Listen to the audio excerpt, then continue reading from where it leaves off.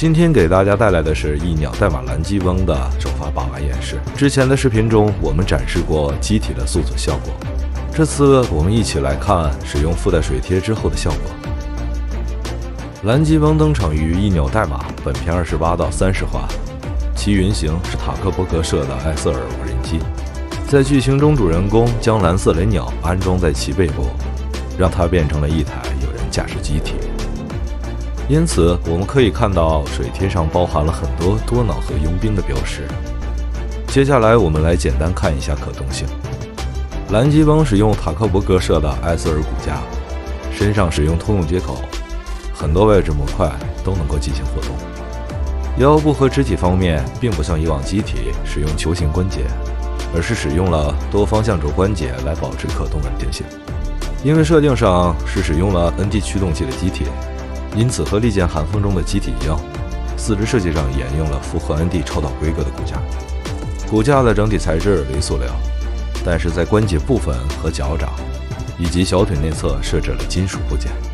透过调整姿势，机体可以很容易地摆出一些常规作战动作，例如持枪瞄准射击、下蹲以及奔跑等。上肢的外拉关节和 C 字手臂关节使得机体比起过往的一鸟代码机体有着更大的活动范围。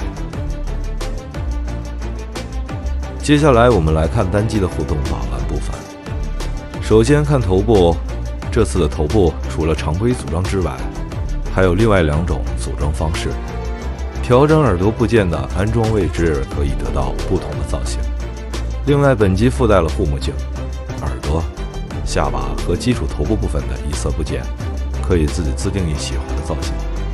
接下来我们来看看机娘搭载模式。这个模式是一鸟代码项目早期的备案设计。由于早期设定中蓝鸡翁是类似铁欧中 PE 机器人的存在，所以衍生出了这种外骨骼改装模式。在正式的剧本中，蓝鸡翁的体型被改为了和金色乌鸦差不多的大小，因此该模式被废弃。不过在玩具上依然得到了保留。根据测试，目前该模式可以搭载大部分的1:12机娘模型，并且可以保持一定的可动性。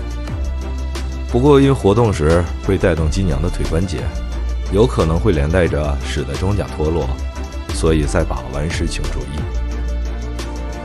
这里我们使用了涡之壳家的暗杀者机娘作为演示。可以看到，在搭载机娘之后，依旧能够保持一定范围的基础可动。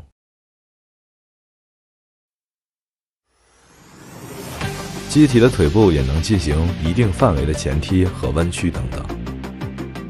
在这个状态下，除了调整骨架状态之外，也需要对外部的模块进行微调，这样才能得到更好的效果。当然，视频中展示的组装方式只是其中一种，大家可以自己动手组装出更有特色的造型。接着，我们来说一下这次附带的初回特点玩法。这次附带的初回特点为4块多功能盾牌以及大量的链接部件。透过机身众多的3毫米通用接口，大家可以发挥想象，组成各种特殊的形态。这里我们是通过将装甲包安装到身体上，形成了类似重装甲的模式。当然，你也可以简单一点，直接将盾牌2组合，就可以组成一块长盾，当作战斗盾牌使用。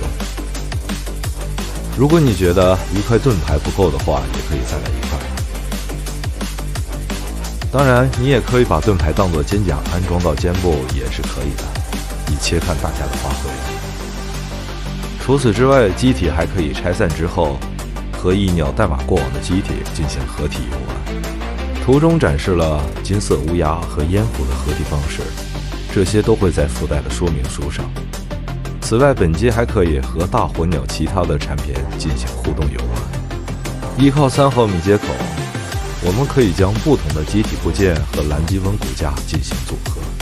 当然，作为影子部队的扩展框架，最重要的玩法是和影子部队进行组合游玩。透过使用影子部队部件对机体进行重组，组成属于你自己的机体。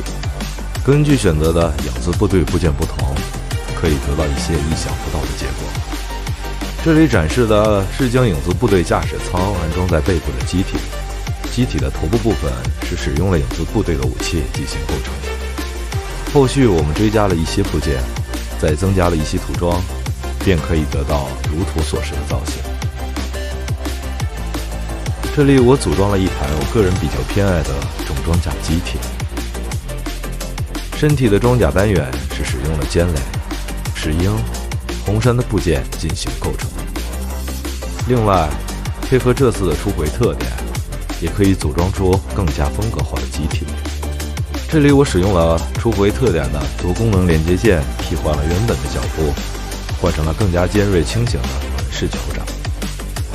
当然，配合初回特点以及机身自带的接口，本届可以和其他家的产品进行联动，比如兽屋的6角机牙以及万代的30分钟任务系列。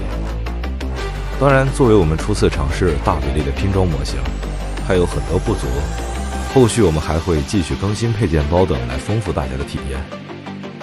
以上便是这次蓝鸡翁的把玩演示，感谢大家的观看。